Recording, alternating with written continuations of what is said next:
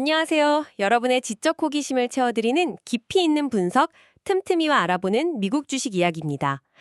2025년 11월 23일 오늘 저희는 건설 및 중장비 분야의 절대 강자죠. 그 노란색 불도저로 유명한 캐터필러, 티커는 CAT에 대해 아주 깊이 파헤쳐 보려고 합니다. 네, 캐터필러 하면 보통 100년 역사의 전통적인 산업재 기업, 이런 이미지를 떠올리시잖아요. 그렇죠. 땅 파는 회사. 하지만 오늘 저희가 여러분이 보내주신 자료들을 통해 들여다볼 이야기는요, 단순히 흙 파는 기계에 대한 게 아닙니다. 이 거대 기업이 어떻게 AI 데이터 센터와 에너지 전환이라는 거대한 순풍을 정면으로 맡고 있는지, 또 동시에 무역 분쟁이나 경기 침체 같은 거센 역풍은 또 어떻게 맞서고 있는지 그 팽팽한 줄다리기 현장을 한번 제대로 들여다보겠습니다. 와, 시작부터 흥미진진한데요. 거대한 순풍과 역풍의 충돌이라니 단순히 굴착기만 만드는 회사가 아니라는 건 알고 있었지만 AI와 에너지 전환이라는 흐름의 가장 중심에 서 있다니요. 자, 지금부터 그 속사정을 한번 자세히 살펴보겠습니다. 우선 기본부터 좀 짚고 가죠. 많은 분들이 캐터필러 하면 그냥 공사 현장의 노란색 장비? 이것만 떠올리실 텐데 실제 사업 영역은 훨씬 넓다고요. 맞습니다. 크게 보면요, 엔진이 한 3개로 움직인다. 이렇게 보시면 편해요. 엔진이 3개요? 네. 첫 번째가 이제 모두가 아는 건설 산업 부문입니다. 도로, 건물, 교량 같은 사회 기반 시설 지을 때 쓰는 대부분의 장비가 여기서 나오죠. 그리고 두 번째가 자원 산업 부문. 여기는 이제 광산에서 구리나 철광석 같은 원자재를 캐낼 때 쓰는 초대형 트럭, 이런 것들을 담당하고요. 아, 그리고 마지막 세 번째가 오늘 이야기의 핵심이 될 것 같은데요. 바로 에너지 및 운송 부문입니다. 여기서는 이제 발전기라던가 아니면 대형 선박, 기차에 들어가는 엔진, 가스터빈처럼 말 그대로 에너지 생산과 운송에 관련된 모든 걸 제공하거든요. 그리고 최근에 시장이 가장 열광하는 부분이 바로 이 세 번째 엔진입니다. 그렇군요. 그런데 자료를 보니까 캐터필러가 단순히 이런 장비들을 만들고 파는 데서 그치지 않는 것 같아요. 사업 모델 자체를 바꾸고 있다. 솔루션 제공 기업으로 변모하고 있다. 이건 무슨 뜻인가요? 그거 아주 중요한 포인트입니다. 캐터필러는 더는 그냥 쇳덩어리를 파는 회사가 아니에요. CAT 커넥트라고 자체 사물 인터넷, 즉 IoT 플랫폼이 있거든요. 이걸 통해서 전 세계에 흩어져 있는 자기네 장비들을 다 연결하고 있습니다. 연결한다고요? 네, 2024년 기준으로 이미 150만 대가 넘는 장비가 연결돼서요. 매일 엄청난 양의 데이터를 본사로 보내고 있어요. 잠깐만요. 150만 대요? 그럼 캐터필러가 지금 넷플릭스나 스포티파이처럼 월 구독료를 받는 건 아니더라도 사실상 중장비계의 사스 기업으로 변신하고 있다는 말씀이신가요? 장비를 한 번 팔고 끝나는 게 아니라 데이터를 기반으로 계속 서비스를 제공하는 모델로요? 바로 그겁니다. 와, 비유가 완벽한데요. 많은 사람들이 캐터필러를 그냥 하드웨어 회사로만 하는데 사실은 거대한 데이터와 서비스 기업으로의 전환이 이미 깊숙이 진행되고 있는 거죠. 이 데이터를 분석해서 고객한테 지금 굴착기 연료를 너무 비효율적으로 쓰고 계시네요. 라거나 곧 이 부품 교체해야 하니까 미리 주문하세요. 같은 맞춤형 솔루션을 주는 거예요. 이게 바로 일회성 판매를 넘어서 지속적인 서비스 수익을 만드는 핵심 동력입니다. 썼다니. 알겠습니다. 그럼 이 거대한 기업의 현재 성적표는 어떤지 한번 보죠. 2025년 3분기 실적이 사상 최대라고요? 네, 숫자가 모든 걸 말해주고 있습니다. 3분기 매출이 176억 달러로 역대 분기 최고 기록을 세웠고요. 앞으로 만들어서 납품해야 할 주문량, 그러니까 수주 잔고는 무려 398억 달러에 달합니다. 이것도 역대 최고치예요. 와, 지금 당장 캐터필러 장비를 사고 싶어도 줄을 서서 한참 기다려야 할 만큼 수요가 폭발하고 있다는 뜻이죠. 정말 대단한 숫자네요. 근데 한편으로는 이런 생각도 들어요. 이렇게 기록적인 수주 잔고가 오히려 공급망에 부담을 줘서 병목 현상을 일으키는 부작용은 없을까요? 고객들이 너무 오래 기다리게 되는 건 아닌지. 좋은 지적입니다. 실제로 공급망 압박은 캐터필러가 계속 주시하고 있는 리스크 요인 중 하나예요. 하지만 이 엄청난 수요의 근원을 살펴보면 왜 이런 상황이 벌어지는지 이해할 수 있습니다. 바로 CEO인 조 크리드가 직접 강조한 거대한 글로벌 트렌드 때문이죠. 그 트렌드라는 게 앞서 잠깐 언급됐던 AI와 데이터 센터 붐이군요. 솔직히 저는 아직도 잘 연결이 안 됩니다. 캐터필러 얘기하는데 갑자기 AI가 왜 나오죠? 굴착기가 코딩을 하는 것도 아닐 테고. 전혀 감이 안 잡히는데요? 하하, 그렇죠. 하지만 이렇게 생각해 보시면 쉬워요. 우리가 지금 이야기하는 AI, 클라우드 서비스, 이 모든 것들이 어디서 돌아갈까요? 데이터 센터죠? 네, 바로 데이터 센터입니다. 그런데 이 데이터 센터가 완전 전기 먹는 하마예요. 앞으로 10년 동안 데이터 센터의 전력 수요가 무려 3배나 급증할 걸로 예상되거든요.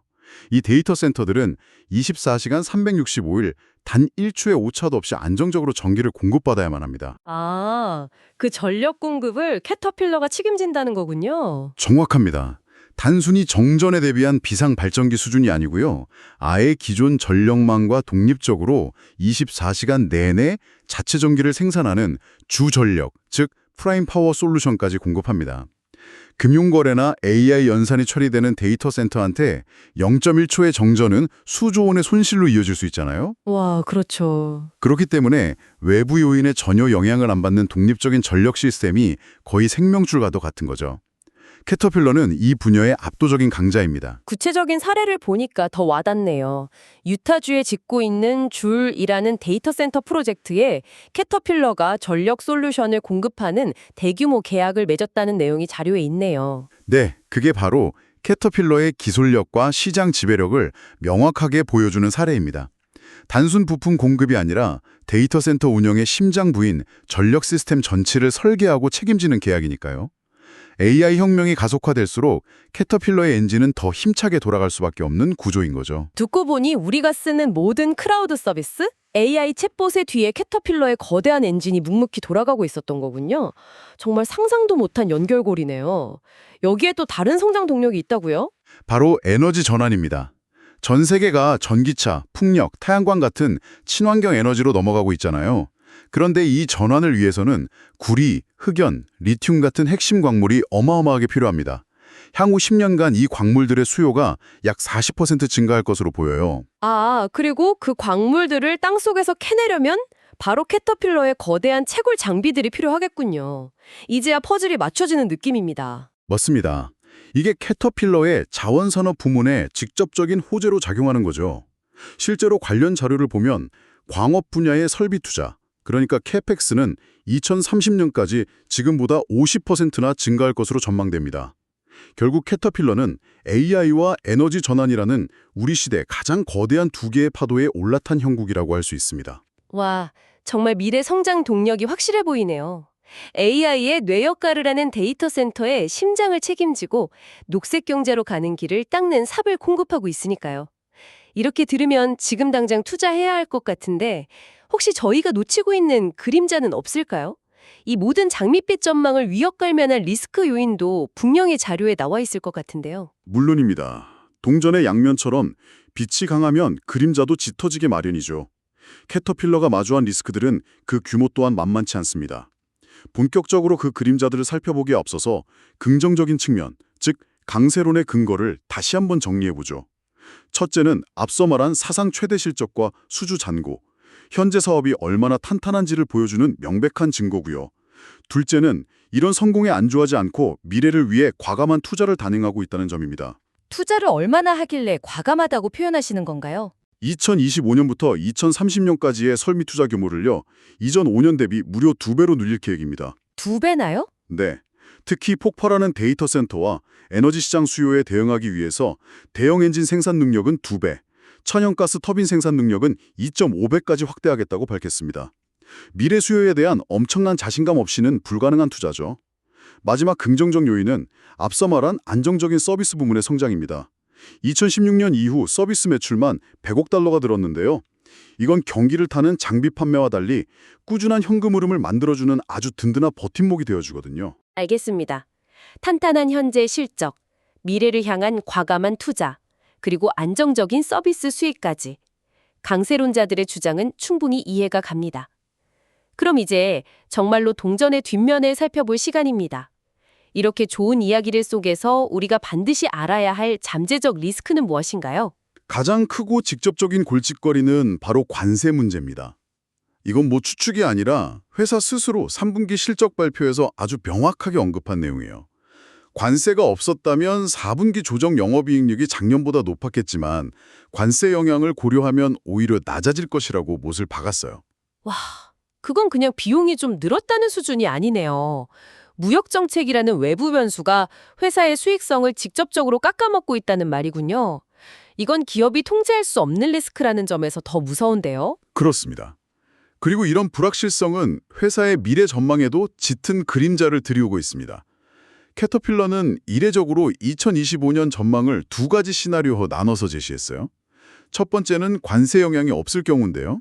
일단 2024년과 비슷한 수준의 매출을 유지할 것으로 봅니다. 그럼 최악의 상황을 가정한 두 번째 시나리오는요? 관세와 경기 침체 가능성까지 모두 고려한 두 번째 시나리오에서는요. 2024년보다 매출이 소폭 감소할 것으로 예측했습니다. 감소요? 네.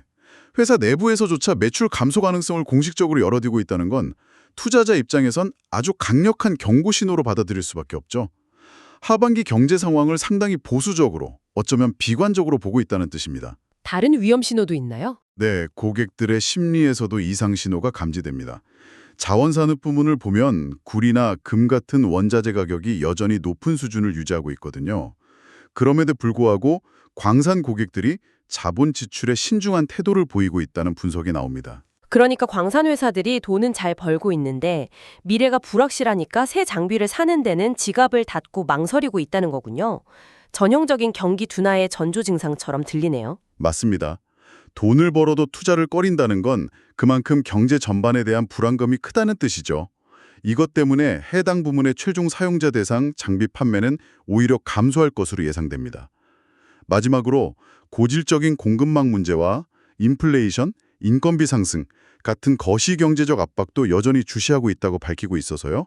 운영상의 리스크는 계속되고 있습니다. 자, 그럼 이 모든 정보를 종합해 보죠.